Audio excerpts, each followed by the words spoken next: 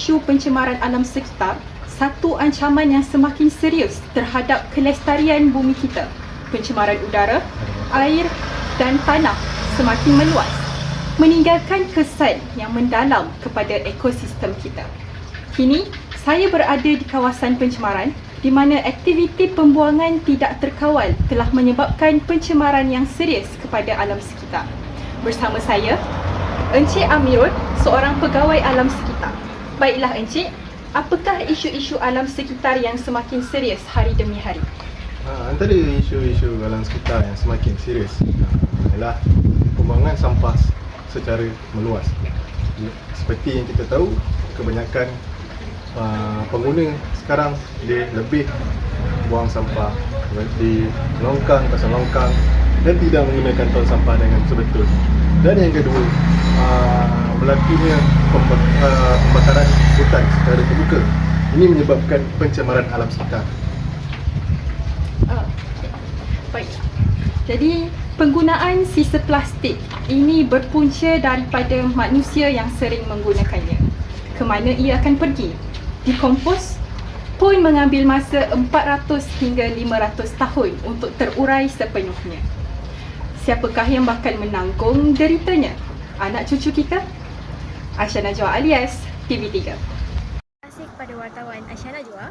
Baik, seperti kita tahu bahawa manusia pada masa kini kurang kesedaran terhadap alam sekitar yang boleh mengacam kepupusan biodiversiti. Jadi, saya bersama Cik Alia Natasha merupakan salah seorang pelajar IPG yang ingin menyuarakan mengenai isu kegiatan manusia yang boleh mengancam biodiversiti di Indonesia. Terima kasih Cik Juwita. Pada pendapat saya, antara punca kegiatan manusia yang boleh mengancam kepupusan biodiversiti ialah aktiviti penyahutanan. Kerana seperti yang kita tahu, hutan merupakan habitat flora dan fauna, tetapi pembangunan yang tidak terancang telah menyebabkan penyahutanan berlaku secara berterusan di mana pokok dan juga hutan telah ditebang telah ditebang secara besar-besaran. Selain itu, pertanian insentif di mana penggunaan insektisida untuk kawalan serangga perosak boleh menyebabkan pencemaran udara dan air. Tambahan pula, aktiviti perindustrian yang boleh menyebabkan berlakunya pencemaran air, bunyi udara dan terma. Terima kasih kita ucapkan kepada Cik Alia atas perkongsian tadi. Jadi kita harus sama-sama renung-renungkan apakah nasib bumi kita yang semakin hari semakin dicemari. Jangan hanya menikmati keindahan alam, kita harus menjaga dan merawatnya. Jangan hanya menikmati keindahan alam jika kita hanya ingin memusnahkannya. Sekian, saya Juwita Rosli dari TV3. Assalamualaikum warahmatullahi wabarakatuh. Terima kasih kepada wartawan Juwita atas perkongsian yang diberikan. Bersama saya Nur Batisha Iwana, persiaran saya terus dari TV3. Pada hari ini hangat diperkatakan tentang keadaan alam sekitar yang semakin membimbangkan pelbagai pihak, terutamanya kepada kerajaan dan orang awam. Hari ini akan menyebabkan pelbagai kesan buruk yang akan berlaku jika tiada kesedaran dalam memelihara dan memelihara alam sekitar. Berjalan-jalan di tepi tasik, bila berjalan perlu berhati. Alam dijaga kan cantik agar dilihat semua generasi. Jadi saya akan berkongsikan beberapa usaha yang boleh dijalankan oleh pelbagai pihak untuk memelihara dan memelihara alam sekitar. Antaranya ialah menyita semula barangan terpakai yang boleh digunakan semula dalam kehidupan seharian. Sebagai contoh, boleh menggunakan plastik, botol plastik untuk dijadikan bekas alat pensel kepada kanak-kanak serta hiasan yang menarik. Di sini saya bersama Siti Fatihah yang merupakan salah seorang penduduk kampung Mangga yang akan berkongsikan tentang usaha memelihara dan memelihara alam sekitar. Baiklah, pada pendapat Encik, apakah usaha-usaha yang boleh dilakukan oleh pelbagai pihak untuk memelihara dan memelihara alam sekitar? Baiklah, pada pandangan saya kan, mungkin pihak berkuasa ni boleh meningkatkan lagi penggunaan sumber tenaga solar dalam kalangan industri dan juga bandar lah. Jadi secara tidak langsung kan, bila kita guna tenaga elektrik ni, dapatlah kurangkan penggunaan tenaga elektrik dari sumber arang dan juga elektronik. Jadi di situ kita dapat lihat bahawa risiko untuk alam sekitar tu terancam dapat dikurangkan. Jadi di sini juga usaha-usaha ni sebenarnya bukanlah pihak berkuasa je yang bertanggungjawab kan. Kita sebagai orang awam pun kenalah lakukan usaha-usaha yang dicadangkan, ataupun kita sendiri kena ada kesedaran untuk elakkan daripada alam sekitar kita terancam. Begitulah pandangan saya. Terima kasih kepada Encik Siti Fatihah atas perkongsian yang begitu bermanfaat. Oleh itu, usaha-usaha ini mestilah dipertingkatkan lagi penggunaannya supaya ancaman alam sekitar dapat dikurangkan melalui kerjasama semua pihak. Itu sahaja daripada saya. Assalamualaikum. Assalamualaikum dan salam Malayani. Terima kasih kepada wartawan Iwana. Kini anda bersama saya, wartawan Nurul Salihah dari TV3. Hari ini saya akan menemu bual pelajar Institut Pendidikan Guru Kampus Perempuan Melayu Melaka. Baiklah Cik, sila perkenalkan diri Cik dahulu. Assalamualaikum warahmatullahi wabarakatuh. Nama saya Nadia Kulandirah daripada PIKT2 Jem Nomor Kosologi. Okay, saya ada satu soalan ingin bertanya kepada Cik.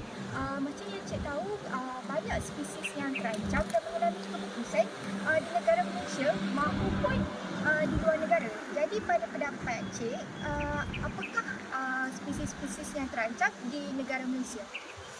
Pada pendapat saya, antara haiwan spesies yang terancam di Malaysia adalah seterusnya adalah penyu. Penyu merupakan haiwan yang terancam yang perlu dipelihara oleh kerajaan. Kalau kita lihat di kerajaan di negeri Terengganu, dia melakukan banyak langkah dan cara untuk mengatasi kepupusan tersebut. Seterusnya adalah bunga rafflesia. Bunga rafflesia merupakan bunga yang paling terbesar di dunia. Rafflesia mengalami kepupusan kerana aktiviti manusia seperti pembalakan, aktiviti penolakan hutan yang menjadikan spesies itu terancam dan tidak selamat di dalam habitat mereka sendiri. Okay, terima kasih kepada pendapat Cik Nadia tadi. Macam yang kita tahu, banyak spesies yang terancam di negara kita iaitu Malaysia. Jadi, kita sebagai manusia mestilah mengambil peranan dan mengambil kesempatan untuk menyelamatkan spesies-spesies yang terancam ini daripada mengalami kepupusan di masa akan datang. Itu sahaja daripada saya. Saya wartawan Nurul Salihah binti Zulkifli dari TV3 dan saya serahkan berita ini kepada wartawan Ilya.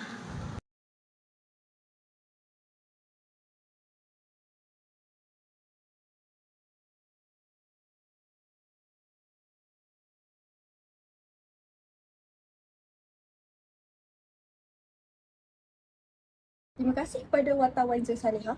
Baiklah, seperti yang kita tahu, spesies terancam atau kepupusan merujuk kepada makhluk hidupan yang menghadapi risiko tinggi kehilangan populasi atau kepupusan sepenuhnya.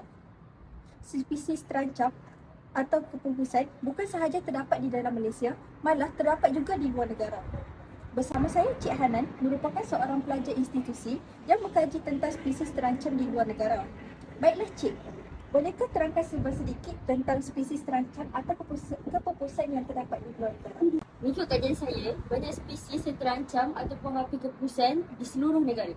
Beberapa contoh spesies yang banyak terancam di seluruh dunia termasuklah badak hitam, badak putih dekat Afrika, harimau Siberia di Asia, panda merah di Asia Timur, gajah Afrika dan orangutan di Indonesia dan juga Malaysia. Selain itu, kura-kura laut, kakapo di Selandia Baru dan banyak spesies kera seperti gorila dan chimpanzee juga menghadapi risiko kepupusan. Keadaan spesies terancam ini seringkali disebabkan oleh hilangnya habitat alami, perubahan iklim, perubahan hara dan ancaman lain yang berasal dari aktiviti manusia. Keupayaan konservasi dan perlindungan terus diambil untuk menyelamatkan spesies ini dari kepupusan. Okay, terima kasih kepada Cik Hanan yang sudi berkongsi tentang serba sedikit pengetahuan yang Cik ada. Nampaknya faktor kepada ancaman kepupusan banyak dilihat akibat kegiatan manusia. Sebagai seorang yang bertanggungjawab, marilah kita bersama-sama mengelakkan melakukan kegiatan yang membawa kepada kepupusan pelbagai spesies di Malaysia maupun di luar negara.